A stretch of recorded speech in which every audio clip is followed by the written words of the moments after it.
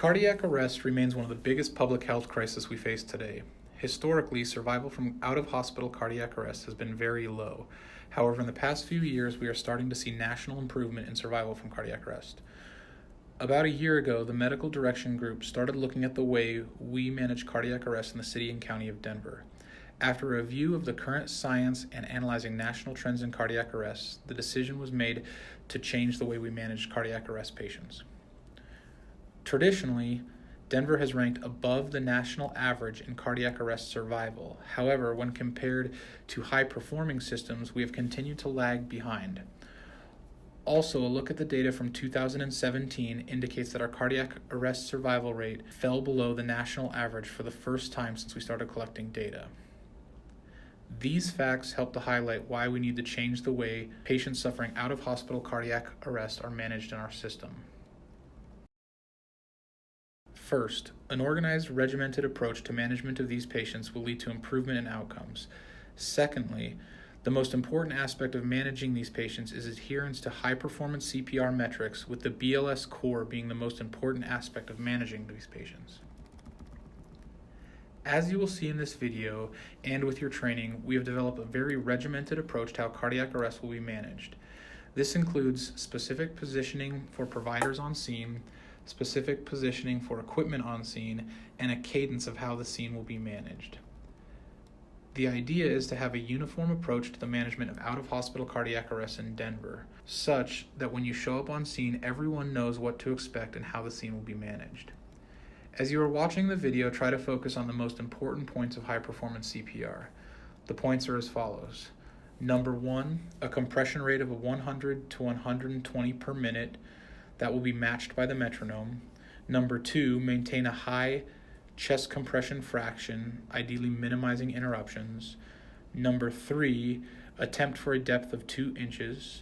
Number 4, allow full recoil of each compression. And number 5, avoid hyperventilation.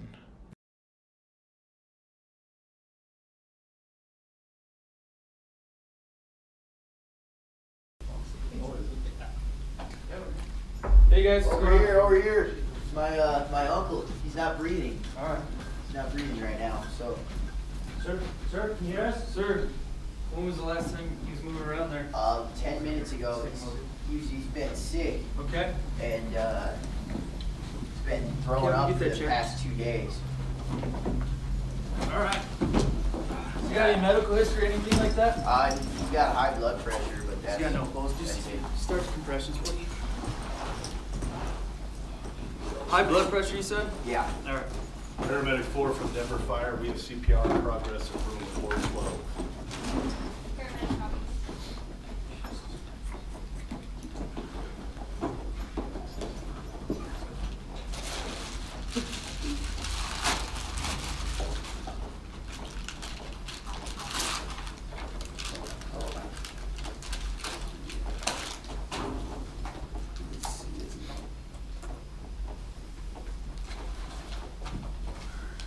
Connect electrodes.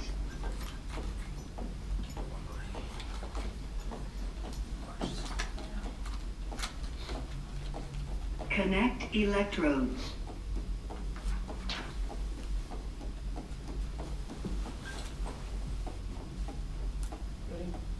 Check connector and electrodes. History, what was his history? He's got high blood pressure. Check connector and electrodes. He does take medications. I can't remember what the names of them are for his blood pressure. Check connector and electrodes.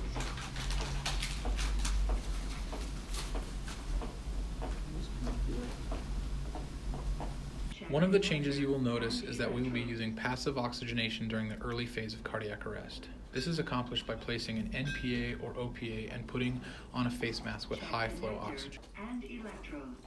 We recognize that this is a change from the bag valve mask that has been traditionally used. The reason for this is that passive oxygenation has been shown to adequately oxygenate the patient and avoids hyperventilation early. It also allows providers to focus on high-performance CPR, which is the most important aspect of the system. Analyzing. Good. Stand clear. Analyzing, don't touch him. Analyzing now. Stand clear. No shock advised. I don't know. Some CPR. Throw that on, buddy, and I'll switch you.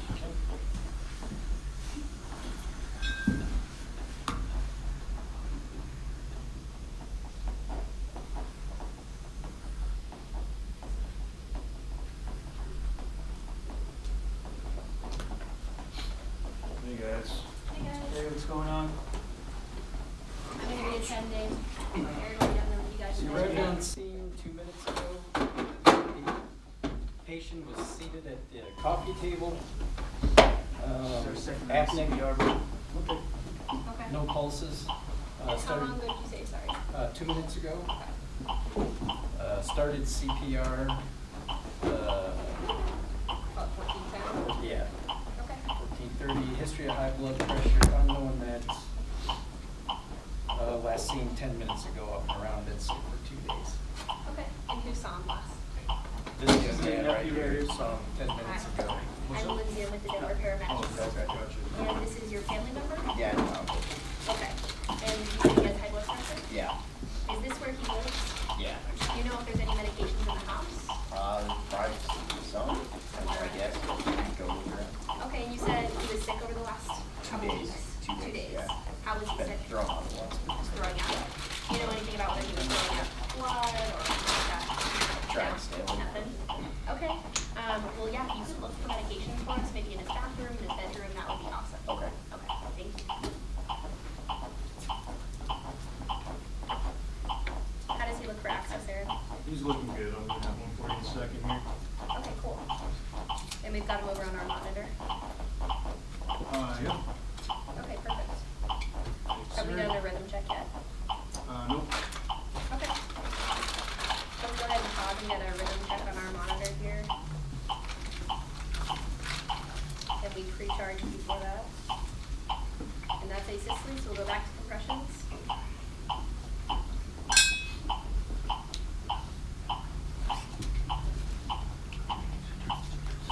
How old he is? I found these medications.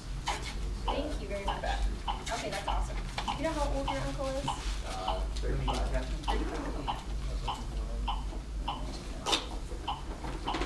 So he's on potassium, Lasix, Plavix, and a beta blocker, possibly a Tylenol.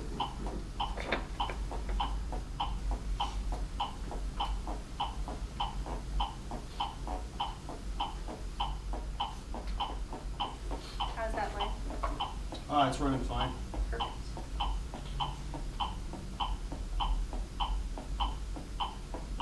And are you pushing epi? Yep, pushing 1 to 10 epi. Expiration date is December 1st of 2019. Okay. We'll say that one at 14:15. Okay, 1 milligram is in. In contrast to adult medical arrests, cardiopulmonary arrest in the pediatric patient is much more commonly a primary respiratory problem. Because of this, we should be transitioning to a bag valve mask much sooner in a pediatric arrest. Bag valve mask is the airway management of choice in the pediatric population. He's on a blood thinner, potential arrhythmia, on a beta blocker, which we know about hypertension. We haven't noticed anything like trauma when we cut his clothes off? No. No? Okay. And when you put in the OPA, did you see anything in his mouth? No. Nothing. Right there. Has it been 2 minutes? Just there a little bit.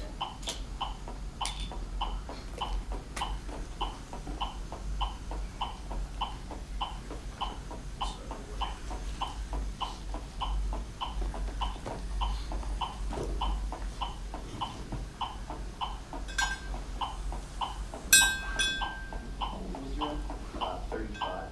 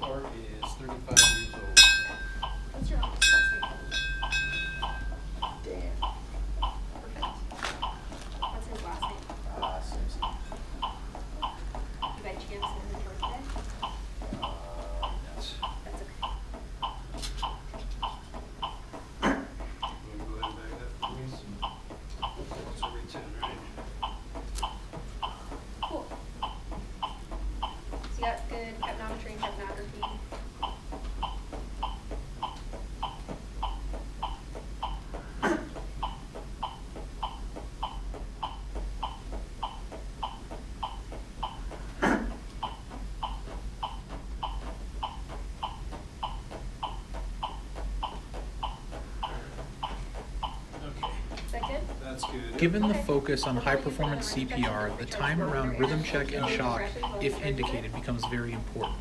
Ideally, the pause in chest compression should be as short as possible with a goal of 3 to 5 seconds. Okay, let's hold compressions, everybody off the patient. So we're looking, confirm with me, or is that what asystole?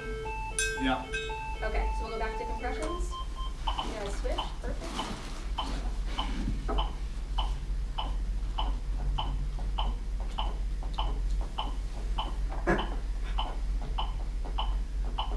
Looks like you're gonna push another round of epi. Yep, epinephrine 110 milligram, and it is February 1st, 2019. Okay.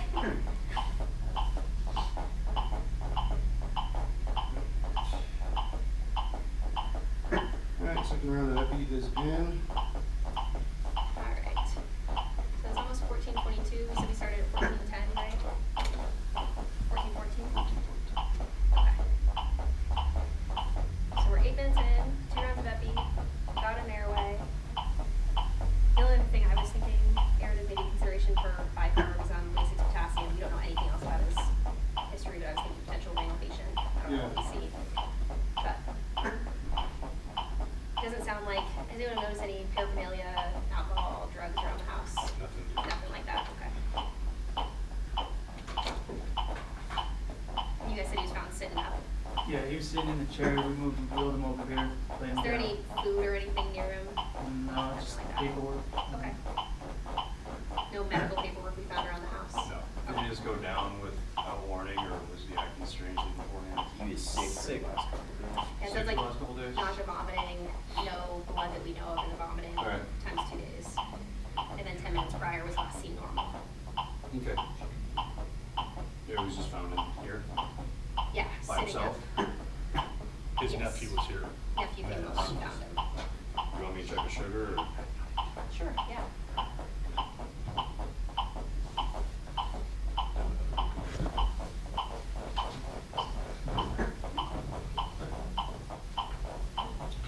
His sugar's normal, it's 132.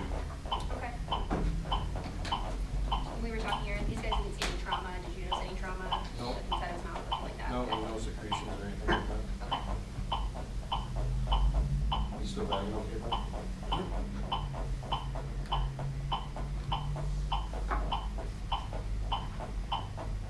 In about 30 seconds here, we'll do another rhythm check. Anyone have any other considerations that we haven't already talked about? This guy? I'm gonna start charging this up, okay? Okay. So we'll pre-charge everyone, keep doing compressions, keep bagging. Alright, ready to go if we need to. Okay, everybody hold compressions, hold bagging. G-Fit.